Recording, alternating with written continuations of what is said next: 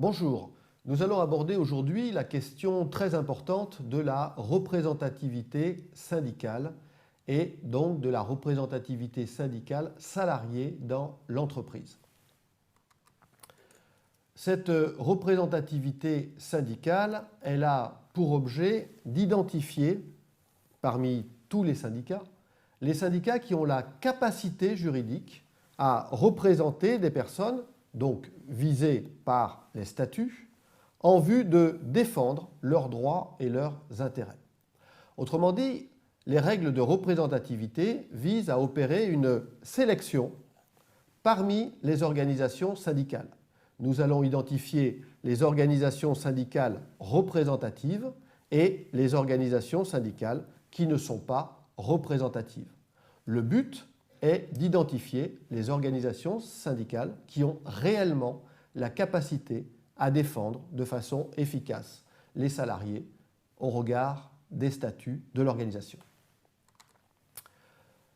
Parmi leurs nombreuses prérogatives, une organisation syndicale représentative va pouvoir désigner dans l'entreprise un délégué syndical.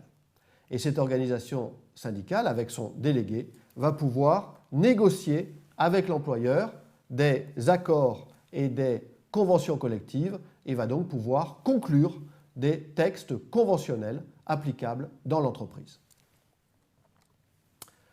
Plusieurs critères existent pour identifier une organisation au regard de sa représentativité.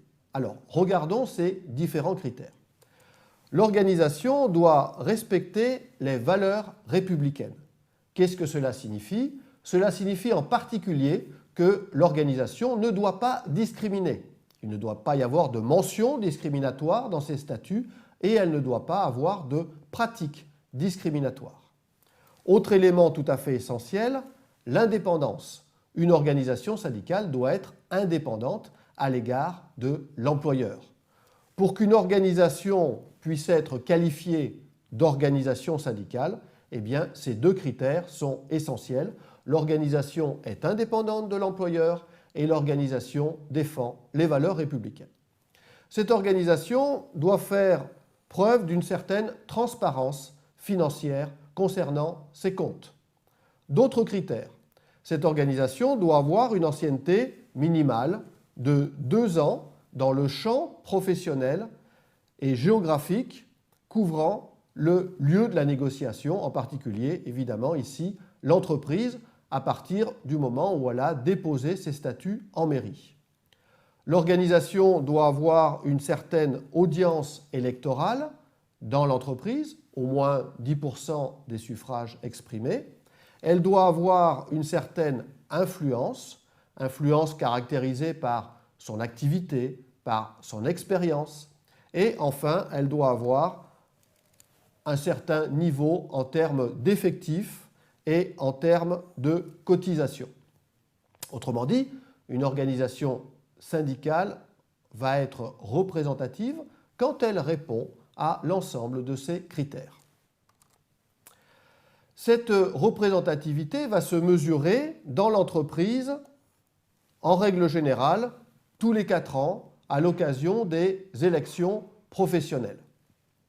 Pour être représentative, une organisation doit répondre à tous les critères et en particulier, elle doit répondre aux critères d'audience électorale, c'est-à-dire qu'elle doit avoir recueilli au moins 10% des suffrages exprimés au premier tour des dernières élections professionnelles du Comité social et économique pour les titulaires et ce, quel que soit le nombre de votants. Mais même si cette organisation a cette audience électorale, elle doit répondre à l'ensemble des autres critères. Une organisation a ainsi pu perdre son caractère représentatif parce qu'elle avait une certaine audience électorale au-delà des 10%, mais elle n'était pas indépendante à l'égard de l'employeur.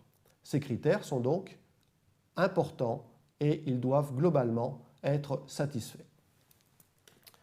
La question de la représentativité syndicale est une question tout à fait essentielle puisqu'elle permet de déterminer dans chaque entreprise quelles sont les organisations qui vont être représentatives, quelles sont les organisations qui vont pouvoir exercer véritablement l'ensemble des prérogatives reconnues aux organisations syndicales. Et cette représentativité va se mesurer en particulier à l'occasion des élections professionnelles.